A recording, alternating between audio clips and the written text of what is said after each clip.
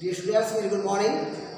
तो आपका चल रहा है क्या टॉपिक? आपका चल रहा था क्या? Synthesis of sentences. क्या चल रहा था? Synthesis of sentences. इसकी आप 2 यूनिट आप पढ़ चुके हो। कौन कौन सी? सिंथेसिस बाय यूजिंग पार्टिसिपल्स और दूसरा क्या? Synthesis by using nominative absolute construction. ठीक है, ये आप 2 टॉपिक आप पढ़ चुके हो, 2 आप यूनिट पढ़ चुके हो। इसके बाद आपका थर्ड जो आपकी यूनिट आती है क्या कि by using A preposition with a noun of noun. ठीक है, आप पढ़ क्या रहे हो? सिंथेसिस करना। और अभी हम सिंथेसिस में सीख रहे हैं क्या कि एक से अधिक सिंपल सेंटेंसेस को जोड़ करके एक सिंपल सेंटेंस बनाना। ठीक है, और सिंपल सेंटेंस बनाने के लिए एक से अधिक सिंपल सेंटेंसेस को जोड़ करके एक सिंपल सेंटेंस बनाने के लिए ये आपका तीसरा नियम है। 2 नियम आप पढ़ चुके हो, एक तो पार्शियल के प्रयोग के द्वारा और दूसरा आप पढ़ चुके हो नॉमिनेटिव एब्सोल्यूट कंस्ट्रक्शन का प्रयोग के द्वारा सिंथेसिस करना, एक सिंपल सेंटेंस बनाना आप सीख चुके हो। इसमें आपका तीसरा आता है क्या कि by using A preposition with a noun और प्रोनाउन, नाउन और जीरंड। ठीक है, कि एक नाउन या जीरंड के साथ में एक प्रीपोजिशन के प्रयोग से आप किस प्रकार से सिंथेसिस कर सकते हो, मतलब एक से अधिक सिंपल सेंटेंस को जोड़ करके एक सिंपल सेंटेंस बना सकते हो। ठीक है, तो पहले देखते हैं क्या नंबर 1 ये आपका क्या है? ए पार्ट। ए लिख लेते हैं कि प्रीपोजिशन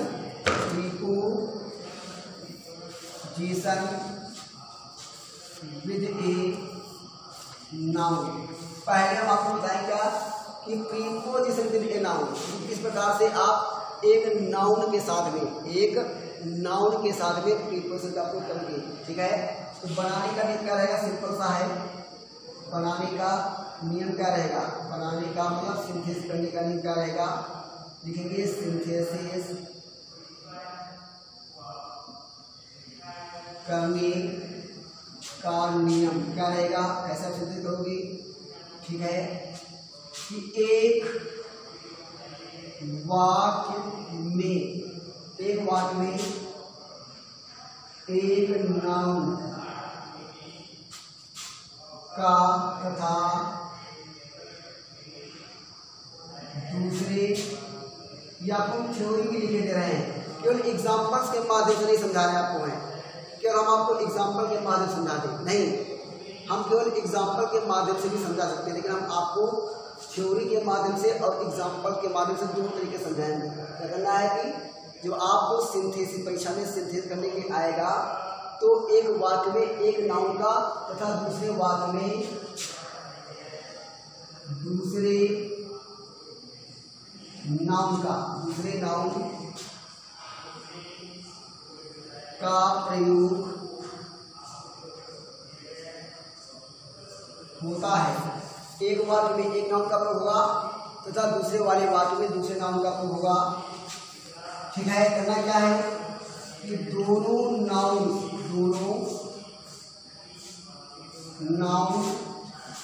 को एक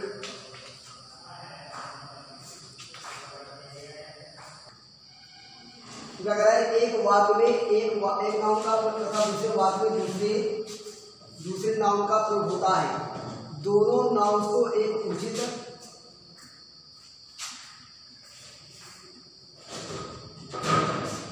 प्रीपोजिशन से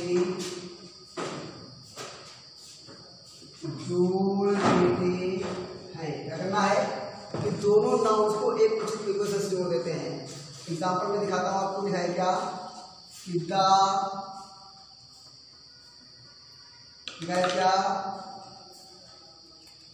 वुड कट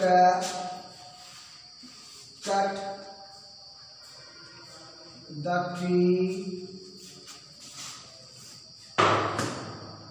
branches। लिखा है कि the wood cutter cut the tree branches, कि लकड़हारे ने पेड़ की शाखाएं काट डाली।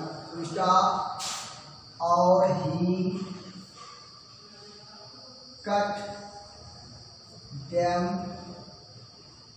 with with an axe. ठीक है स्टूडेंट्स, अगर है कि the woodcutter cut the tree branches, लकड़हारे ने पेड़ की शाखाओं को काट डाला। अगर है कि the woodcutter cut the tree branches, कि लकड़हारे ने पेड़ की शाखाओं को काट डाला, और ही cut them with N axe, उसने इन्हें एक कुल्हाड़ी से काटा। ठीक है, तो करना क्या है, इसमें फिर से समझ लीजिए क्या कर रहा है कि हमें इससे करना है क्या, सिंपल सेंटेंस बनाना है, मतलब दो या दो से अधिक सिंपल सेंटेंस को एक सिंपल सेंटेंस बनाना है। और कैसे, by using A preposition with a noun और जीरंड, कि एक नाउन या एक जीरंड के साथ में एक प्रीपोजिशन का प्रयोग करके सेंटेंस करना है। ठीक है, पहले सीख रहे हैं क्या कि प्रीपोजिशन विद ए नाउन, एक नाउन के साथ में प्रीपोजिशन का कैसे प्रयोग करके हम एक से अधिक सिंपल सेंटेंस को एक सिंपल सेंटेंस बनाएं। सिंथेसिस करने का नियम क्या है कि एक वाक्य में एक नाउन का प्रयोग तथा दूसरे वाक्य में दूसरे नाउन का प्रयोग होता है, और दोनों ही नाउन्स को हमें करना क्या है, एक उचित प्रीपोजिशन से जोड़ देना है। जब नाउन का प्रयोग होगा स्टूडेंट्स, जब नाउन का प्रयोग होगा तो उसके साथ में प्रीपोजिशन ऑलरेडी पहले से ही दिया गया होगा। कोई आपको नाउन के प्रयोग में आपको कोई दूसरा प्रीपोजिशन नहीं ढूंढना है, क्योंकि उसमें प्रीपोजिशन दिया होगा। ठीक है, तो एग्जांपल क्या दिया हुआ है, the woodcutter cut the tree branches, कि लकड़हारे ने पेड़ की शाखाओं को काट डाला, और ही cut them with N axe, उसने उन्हें एक कुल्हाड़ी से काटा। ठीक है, तो क्या है इसमें देखिए दो नाउन का प्रयोग है।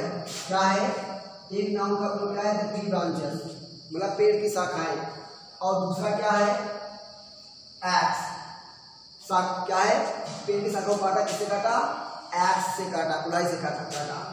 ठीक है, तो दोनों का जो संबंध है, भाई प्रीपोजिशन का मतलब क्या होता है, संबंध सूचक। तो दोनों ही नाउन के संबंध को कौन दर्शा रहा है, कौन सा प्रीपोजिशन दर्शा रहा है, विद। ठीक है, तो क्या करेंगे हम, दोनों ही नाउन्स को हम दिए गए प्रीपोजिशन से हम जोड़ देंगे। ठीक है, जिसमें प्रीपोजिशन नहीं दिया होगा तो उसको हम क्या करेंगे, उसको हमें अपने तरफ से प्रीपोजिशन लगाना पड़ेगा, लेकिन ऐसी कंडीशन तब आएगी जब जीरंड का प्रयोग होगा। अगर नाउन का प्रयोग है प्रीपोजिशन के साथ में, तो प्रीपोजिशन पहले से ही दिया होगा, और उसी प्रीपोजिशन से हमें जोड़ देना है। कैसे, कि the woodcutter cut the tree branches, लकड़हारे ने पेड़ की शाखाओं को काट डाला, और ही cut them with N axe, उसने उन्हें एक कुल्हाड़ी से काटा। अब दोनों दो वाक्य दोनों को बना लो, दो वाक्य दिए हुए हैं, दोनों बना लो। क्या कि लकड़हारे ने पेड़ की शाखाओं को काट डाला, उसने उन्हें एक कुल्हाड़ी से काटा।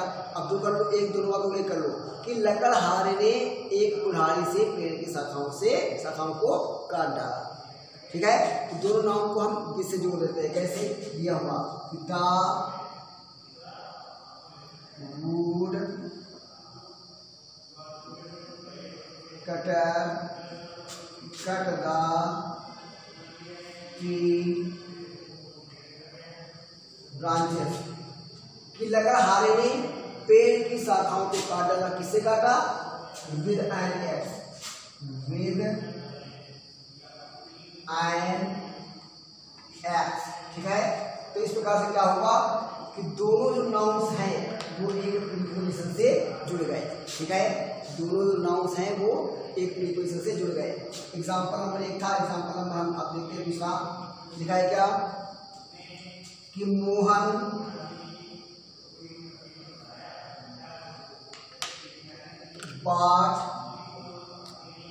bought an old house, कि Mohan bought an old house, कि मोहन ने एक पुराना घर खरीद लिया। और यह क्या, कि he bought the house for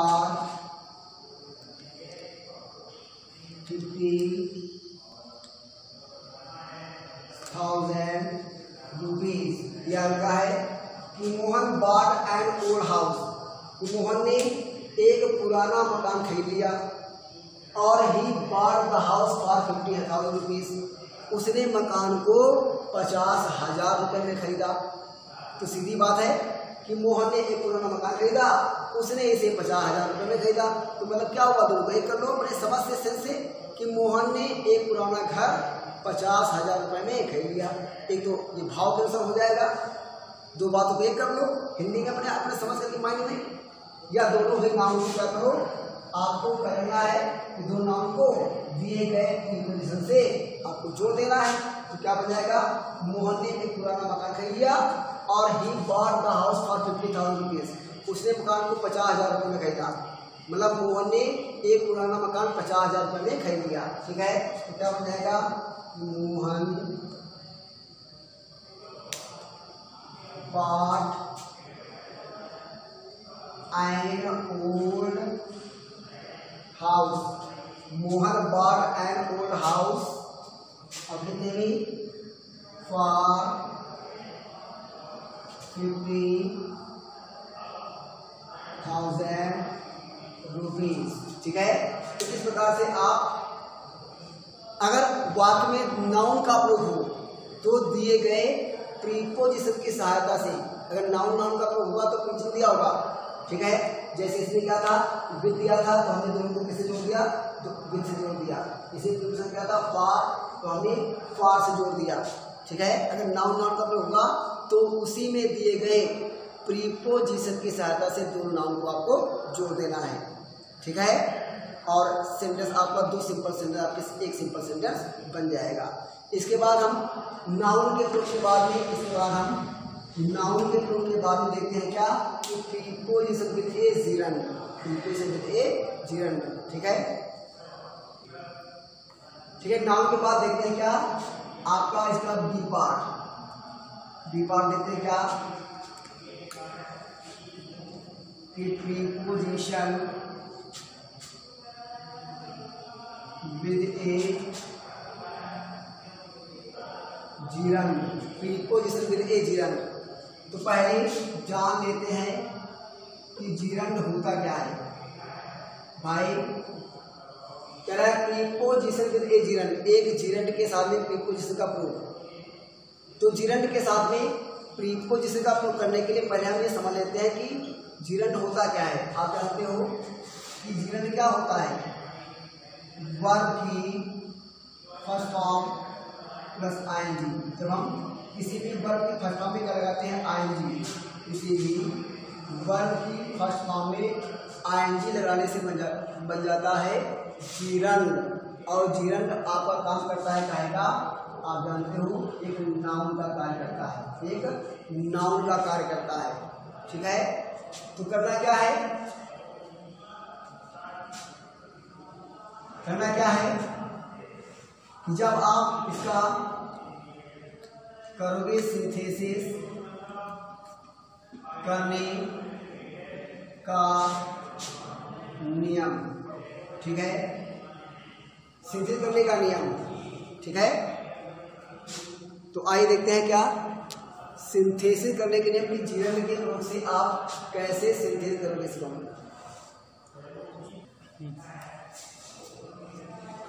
कह रहा है क्या कि सिंथेसिस करने का नियम, तो जीरंड कह रहा है, जीरंड के साथ में, जीरंड क्या है, वर्ब की first form plus I N G, verb की फर्स्ट फॉर्म प्लस आईएनजी बनाता है जीरंड, और ये नाउन का काम करता है। कह रहा है सिंथेसिस करने का नियम, सिंथेसिस आप कैसे करोगे। ठीक है, कह रहा है क्या कि एक वर्ब, ठीक है, एक वर्ब जो मेन वर्ब का कार्य ना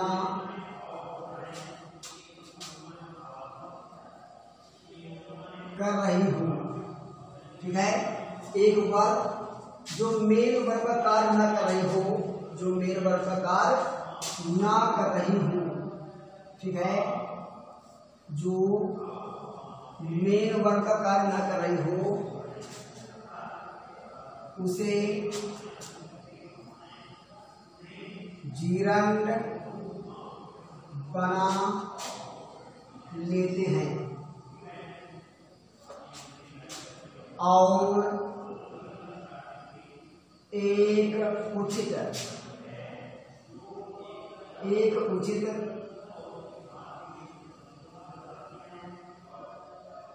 प्रीपोजिशन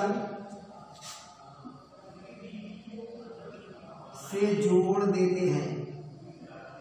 ये तो हुई आपकी थ्योरी। क्या हुई आपकी थ्योरी कि जब आप सिंथेसिस करोगे तो क्या करोगे, हमें देखना है इसमें दो वर्ग होंगी और वो दोनों वर्ग जो हैं उनमें से एक मेन वर्ग का काम करेगी, ठीक है, और एक ऐसी वर्ग जो मेन वर्ग का काम ना कर रही हो, ठीक है, उस वर्ग को हम क्या करेंगे, एक वर्ग जो मेन वर्ग का कार्य ना कर रही हो उसे हम जीरंड बना लेते हैं, मतलब वर्ग की फर्स्ट फॉर्म में एन लगा करके जीरंड बना लेते हैं और एक उचित प्रीपोजिशन से जोड़ देते हैं। तो हमारा क्या बन जाएगा, सिंथेसिस आराम से हो जाएगा। कैसे लिखा है, क्या एग्जाम्पल लिखा है, क्या ही heard the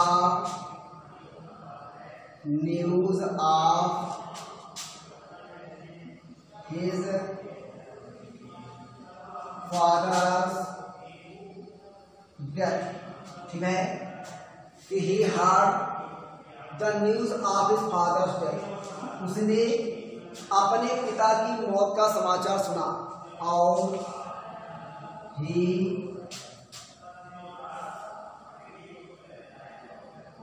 began to mourn loudly, ठीक है, यह क्या है कि he heard the news of his father's death, कि उसने अपने पिता की मृत्यु का समाचार सुना और he began to mourn loudly, वह जोर जोर से विलाप करने लगा। तो इसमें मेन वर्ग कौन काम कर रही है, मेन काम क्या हो रहा है, मेन काम हो रहा है क्या, वो जोर जोर से रोने लगा, ठीक है। तो हम क्या करेंगे, इस वाली वर्ग को क्या बना लेंगे, जीरंड बना लेंगे, मतलब अपनी मृत्यु की समाचार, अपने पिता की मृत्यु के समाचार पर वह जोर जोर से रोने लगा। क्या बताओ, क्या करेंगे, ऑन हियरिंग, मतलब सुनने पर, ऑन हियरिंग, इसको हमने क्या किया, जीरंड बना लिया और जीरंड के साथ बिल्कुल से क्या लगा दिया, ऑन। तो ऑन हियरिंग, क्या hearing, the news of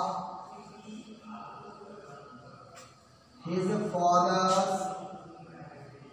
death, मतलब अपने पिता की मृत्यु के समाचार पर, अपने पिता की मृत्यु के समाचार सुनने पर he began to mourn loudly, ठीक है। तो इस प्रकार से हम एक वर्ब को जीरंड बना करके उसके साथ एक प्रीपोजिशन लगा देते हैं, ठीक है। अगला दिया एग्जाम्पल है, लिखा है क्या कि Hari work very hard for the examination,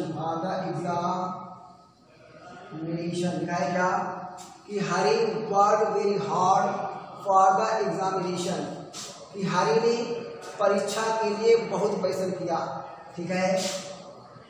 he failed, वह असफल हो गया, ठीक है, कि हरी ने परीक्षा के लिए, हरी ने परीक्षा के लिए बहुत कठिन परिश्रम किया, ही फेल्ड, वो असफल हो गया। मतलब क्या हो जाएगा कि परीक्षा के लिए बहुत कठिन परिश्रम करने के बावजूद भी हरी फेल हो गया। तो हम क्या करेंगे, मेन नाउन क्या है, मेन वर्ब क्या है, फेल, ठीक है, मेन वर्ब क्या है, फेल। तो वर्ब को हम क्या करेंगे, बना लेंगे जीरंड। और यहाँ पर दिखा रहा है क्या, यहाँ पर दो बातें कंट्रास्ट है, मतलब उल्टी है, कंट्रे हैं। कि हरी ने बहुत कठिन परिश्रम किया, वो फेल हो गया, मतलब बहुत कठिन परिश्रम करने के बावजूद हरी फेल हो गया। तो ये बावजूद के अंदर क्या होगी, इन स्पाइट ऑफ, मतलब हमें क्या करना है कि एक वर्ब को बनाना है जिरंड और एक उचित प्रीपोजिशन सोच करके हमें लगाना है, ठीक है, जो उचित हो उस वर्ब के लिए, उस जिरंड के लिए उचित हो। तो क्या हो जाएगा कि in spite of working very hard, ठीक है, in spite of working very hard, कि बहुत कठिन परिश्रम करने के बावजूद भी इसके लिए फॉर द एग्जामिनेशन, तो in spite of working very hard for the examination Hari fail हो गया, ठीक है। तो इसको हमने क्या बना लिया, जीरन बना लिया, और जीरन के साथ में हमने क्या लगाया, इन स्पाइट ऑफ एक प्रीपोजिशन लगाया, ठीक है। इसका आप एक स्क्रीनशॉट लेकर के आप अपनी कॉपी पर उतार सकते हो, और आशा करता हूँ कि आप आसानी से इसको समझ रहे होंगे। क्या करना है कि एक वर्ब को जो मेन वर्ब का काम ना करे उसको हमें बनाना है जीरन, और उस जीरन के साथ में उस जीरन से संबंधित, उस वर्ब से संबंधित एक उचित प्रीपोजिशन का प्रयोग करना है, और हमें दो वाक्य को एक कर देना है, दो सिंपल सेंटेंस को एक सिंपल सेंटेंस कर देना है। चलिए एक एग्जांपल हम और आपको देते हैं, और उसके बाद में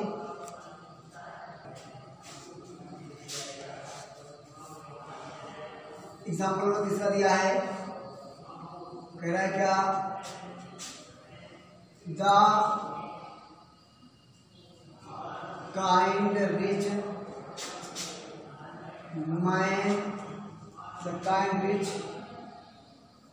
man gave the beggar some food and clothes. He also gave him some, यहाँ पर क्या बता दीजिए, दूसरी क्या लगा दीजिए, क्योंकि यहाँ पर एक बार गेव का प्रयोग कर चुके हैं, दूसरा जो गेव वर्ग उसको ठीक नहीं लगेगा। he also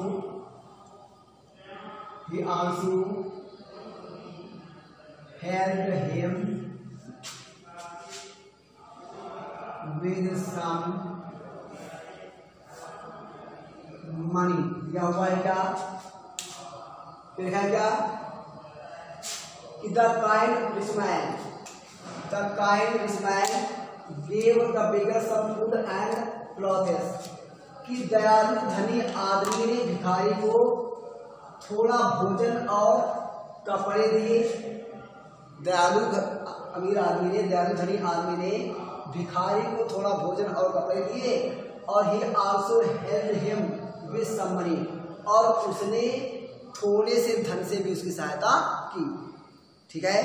मतलब कहने में क्या है कि धनी और दयालु धनी आदमी ने भिखारी को थोड़ा भोजन और कपड़े दिए। दयालु धनी आदमी ने भिखारी को थोड़ा भोजन और कपड़े दिए, और he also helped him with some money, उसने उसकी थोड़े से धन से भी सहायता की। मतलब कह रहा क्या कि भिखारी को थोड़ा भोजन और कपड़े देने के अतिरिक्त दयालु धनी आदमी ने थोड़े से धन से भी उसकी सहायता की। तो यहाँ पर क्या प्रयोग हो रहा है, बिसाइड्स, मतलब के अतिरिक्त। तो आप ऐसे बना सकते हो क्या कि besides giving the beggar some food and clothes, ठीक है। मतलब भिखारी को थोड़ा भोजन और कपड़े देने के अतिरिक्त मेन करता क्या है कि द रिच, द काइंड,